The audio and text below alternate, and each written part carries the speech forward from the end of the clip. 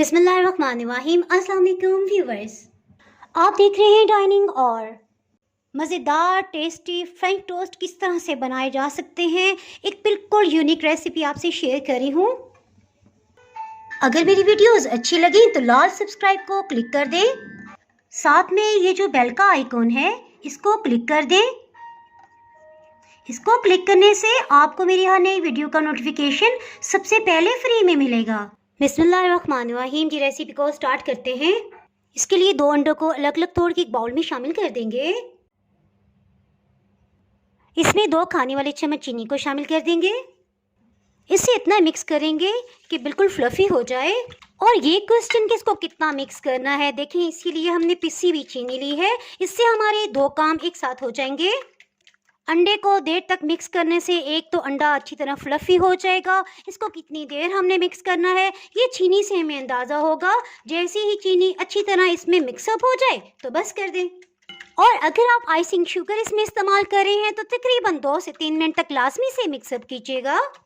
इसमें बिल्कुल भी दूध शामिल नहीं होगा। इसकी क्या वजह है ये आगे मैं आपको बताऊंगी। इसके लिए सिंपल प्लेन ब्रेड ले ली है। आप जिस भी बेकरी से ब्रेड लेते हैं बस उनसे कह दें कि वो कटिंग किए बगैर आपको ब्रेड दे दें तो आप इससे बना सकते हैं। बस इसमें यही ख्याल रखेंगे कि डबल रोटी के स्लाइस को थोड़ा मोटाई में कटिंग करेंगे। ब्रेड के किनारे को कटिंग कर लेंगे। इन पीसेस को हम ज़ाया नहीं करेंगे बल्कि इससे ब्रेड क्रम्स बना लेंगे। सबसे पहले हीट को ऑन कर लेंगे आधे मिनट के लिए। इसे मीडियम लो हीट पे गर्म करेंगे। उसके बाद बिल्कुल लो कर देंगे। इसमें अनसॉल्टेड मक्खन को शामिल कर दिया है। ये होममेड है, अगर आप चाहें तो इसमें ऑयल भी इस्तेमाल कर सकते हैं। इसके साथ ही मैं आपको दिखाती चलूँ। देखें अंडे वॉल्यूम में डबल हो गए हैं। इसमें ब्रेड स्लाइस को अच्छी तरह से डिप कर देंगे। किनारों को भी इसमें डिप करते हर तरफ से इसे सोक कर लिया है। ब्रेड को उठा लेंगे ताकि ज़्यादा अंडा एब्सॉर्ब करके ये नरम ना हो जाए। इसे पैन में रख देंगे। इसके साथ ही दूसरे ब्रेड स्लाइस को भी इसमें डिप कर लेंगे।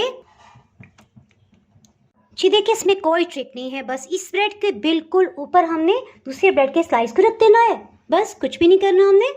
हीट में आपको दिखा देती हूँ। जिस तरह चावल को दम देते हैं बिल्कुल लो हीट रखी जाती है, इसी तरह से रखेंगे ताकि ब्रेड पे आहिस्ता सा गोल्डन कलर आए, अंदर से अच्छी तरह से पक जाए। इसे ढक्कन से कवर कर देंगे ताकि स्टीम इसके अंदर ही रहे। ढक्कन में जो सुराख है इसे भी बंद कर देंगे।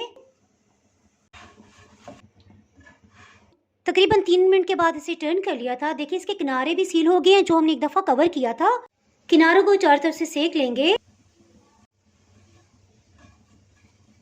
ताकि इसमें किसी किस्म का कच्चापन ना रहे। इसीलिए स्टार्ट में हमने दूध को शामिल नहीं किया था क्योंकि दूध की वजह से डब रोटी बहुत ही नरम हो जाती है और बगैर चम्मच के आप इसे बिल्कुल भी मूव नहीं कर सकते। देखें दूध शामिल ना करने की वजह से आसानी से मैंने हाथ से उठा के ब्रेड स्लाइसेस को पैन में रख लिया था। किनारे अच्छी तरह से सील हो गए हैं। ये देखिए सब कॉर्नर्स भी अच्छी तरह से पक चुके हैं। इसे प्लेटर में निकाल लेते हैं। ब्रेड के स्लाइस को मैं कटिंग करके दिखाती हूँ। देखिए अंदर से बिल्कुल अच्छी तरह से कुक हुआ है। ये देखें अल्हम्दुलिल्लाह। इसके साथ ही जनाब यूनिक और मज़ेदार सी रेसिपीज़ के लिए अगर आप मेरे चैनल पर नए हैं तो फटाफट से चैनल को सब्सक्राइब कर दें। बेल आइकन प्रेस करना बहुत ही ज़रूरी है। इसके बगैर आपको मेरी नई अपलोड होने वाली वीडियो का नोटिफिकेशन नहीं मिल पाएगा। दुआओं में याद रखें, वीडियो लाइक और शेयर करना बिल्कुल भी ना भूलिएगा। इसके साथ ही मैं इजाज़त चाहती हूँ। अल्लाह हाफिज़।